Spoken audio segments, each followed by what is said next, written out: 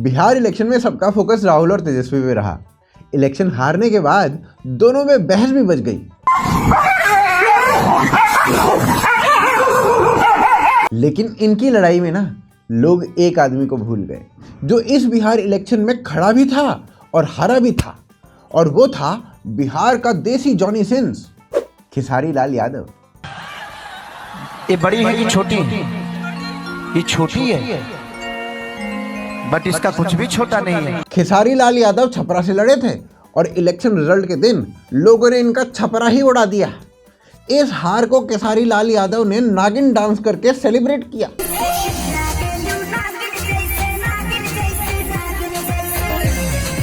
अबे जब बिहार ने तेजस्वी यादव को नहीं बख्शा तो खेसारी लाल यादव कौन सी खेत की मूली थी।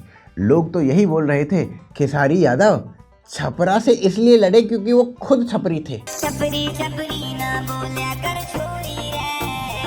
भाई साहब, मुझे तो कई बार ऐसा लगता है कि खेसारी लाल यादव को सबने अंडर एस्टिमेट ही कर दिया तेजस्वी और राहुल की चमक में। लोगों का ध्यान भले ही खेसारी पे कम गया हो, पर मैं बता दूं, बकलोली में ये भाई साहब ना राहुल और तेजस्वी दोनों को पूरी तरीके से टक्कर दे रहे थे। मूवी में भले ही स्प्लिट पर्सनालिटी का रोल वो ना कर पा रहे हों, खेसारी लाल यादव रियल लाइफ में स्प्लिट पर्सनालिटी का रोल कर रहे हैं। सुबह से दोपहर तक भाई साहब अपनी वाइफ के हस्बैंड रहते हैं, दोपहर से शाम तक भाई साहब अपनी वाइफ के भाई बन जाते हैं। मेरी पत्नी है, मैं उसको घर में प्यार भी करता हूँ, बट बाहर जब उसके साथ जाता हूँ तो एक भाई की तरह जाता हूँ। और कसम उड़ान चलने के मैं बता रहा हूँ कि अगर इसी स्पीड से भाई साहब अपने रोल चेंज करते रहे तो एक दिन ऐसा आएगा कि रात को ये अपनी पत्नी के बाप बन जाएंगे और उसका कन्यादान कर देंगे।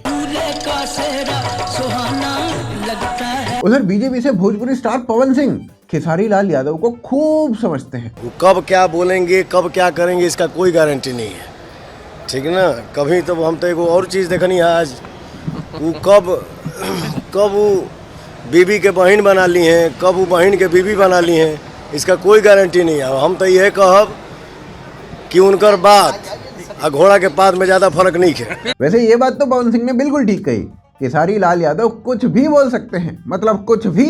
एक रैली में तो ऑपोजिशन पार्टी को चैलेंज करने की जगह खेसारी भाई साहब ने ब्रह्मा जी को ही चैलेंज कर दिया। हमें हराने के लिए कोई माई का लाल पैदा नहीं हुआ है, हम ब्रह्मा के लिखे हुए लकीर को भी मिटा सकते हैं। फिर क्या था, ब्रह्मा जी खुद बोले चैलेंज एक्सेप्टेड। जिंदगी में जाहर अपने बोआ जननी रहू। और सिर्फ ब्रह्मा जी पे नहीं, महादेव पर भी जोक मार चुके हैं भाई साहब। अब मरने के बाद कौन आदमी हर हर महादेव करके चलता है जी? पवन सिंह और खेसारी लाल यादव जो खुद को सिंगर भी मानते हैं, इन दोनों के बीच में सिंगिंग कंपटीशन भी हो चुका है।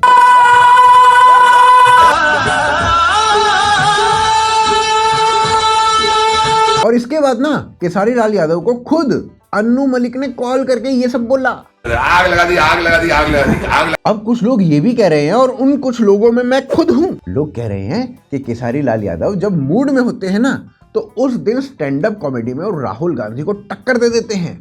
स्टैंड अप कॉमेडी में राहुल गांधी को टक्कर देना मतलब ऐसा है जैसे स्ट्रेट ड्राइव में तेंदुलकर को टक्कर देना। बैट का ग्रिप निकाल के ना सीधा बैट तेरे काट। खेसारी लाल यादव का कहना है कि अगर कोई मर्डर कर दे तो देखो, मर्डरर को सरकार को खुला छोड़ देना चाहिए, जेल वेल में क्यों ही डालना है। आप ये बताइए कि एक जान चली गई और आप अपराधी को जेल में डाल दिए, तो आपने कितने जिंदगी बर्बाद की? कम से कम 2 जिंदगी बर्बाद हुई है। 2 नहीं, उस परिवार को पूछिए, जिसको जेल में डाले हैं उसका भी परिवार था, और जिसको तो मारा गया था या अपराध करने गया था तो उसको परिवार का ख्याल नहीं आया? तो जो गलत काम। नहीं, एक मिनट मुझे समझने दो भाई साहब, मुझे समझ में नहीं आ रहा, मुझे समझ।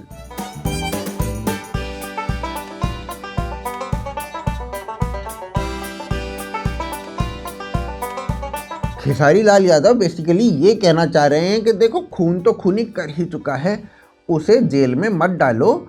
अगर उसे जेल में डालोगे तो खूनी और उसकी फैमिली दोनों की लाइफ बर्बाद हो जाएगी। क्या बोलूं मैं इस पे? खेसारी जी अगर ऐसे ही कॉमेडी करते रहे ना तो वो दिन दूर नहीं है जिस दिन राहुल गांधी से आगे निकल जाओगे आप। और सिर्फ कॉमेडी में ही नहीं, हिंदूज को टारगेट करने में भी खेसारी लाल यादव राहुल को नेक टू नेक कंपटीशन दे रहे हैं भाई साहब।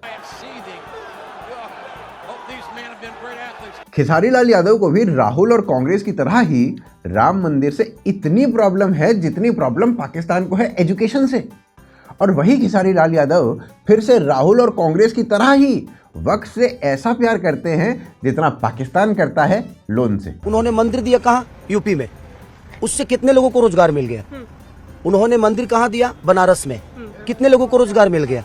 मैं यही बात कहा था कि मंदिर जरूरी है बट उसके साथ अस्पताल भी जरूरी है।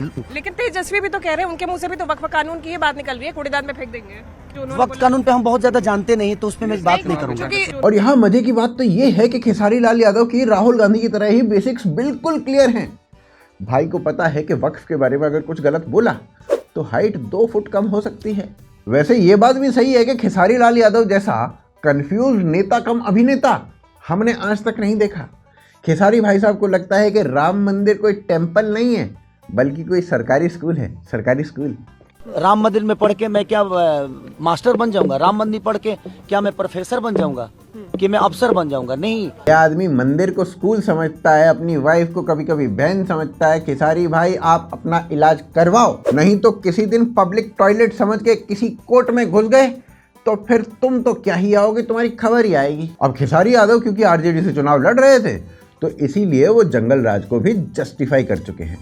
आरजेडी में रहना है तो जंगल राज को डेमोक्रेसी से अच्छा बताना ही पड़ता है, नहीं तो लालू यादव बुरा मान जाते हैं। लालू को जब भैंस नहीं कमजोर कर सका तो कौन होता है कमजोर? खेसारी लाल यादव ने एक इंटरव्यू में लालू के जंगल राज को आज के टाइम से बेटर बता दिया। बोले कि जंगल राज में तब यूपीआई नहीं था, पेटीएम नहीं था, कुछ भी नहीं चलता था, बस एक ही मोड ऑफ पेमेंट चला करता था, वो थी फिरौती।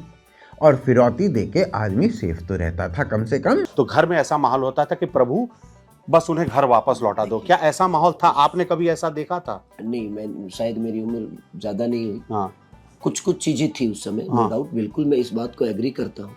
बट उस समय सिर्फ अपहरण होते थे, इस समय हॉस्पिटल में घुस के गोली मार दी जाती है। उसमें तो फिरौती देकर आदमी बच जाता था। बताओ, फिरौती को ही सही बता रहा था ये आदमी।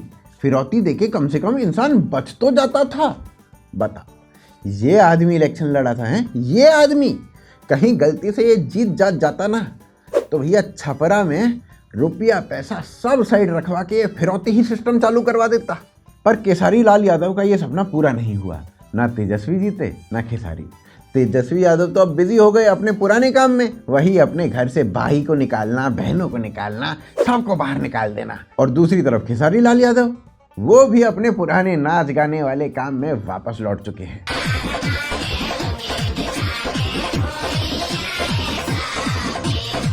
भाई साहब को अभी तक लगता था कि खेसारी के आने के बाद सरकार बदलेगी। मैं तो पहले चरण में 100 में 100 हैं हम ही, बाकी कोई नहीं है। और आप देखिएगा खेसारी के आने के बाद सरकार बदलेगी। पर ये तो भाई साहब खुदा ही बदल गए। यही होगा ना कि मैं फिर जिंदगी में कभी चुनाव तो नहीं लड़ूंगा, क्योंकि मैं एक चीज बदलने की बड़ा स्टेटमेंट दे रहा है। बिल्कुल बोल रहा हूँ मैं।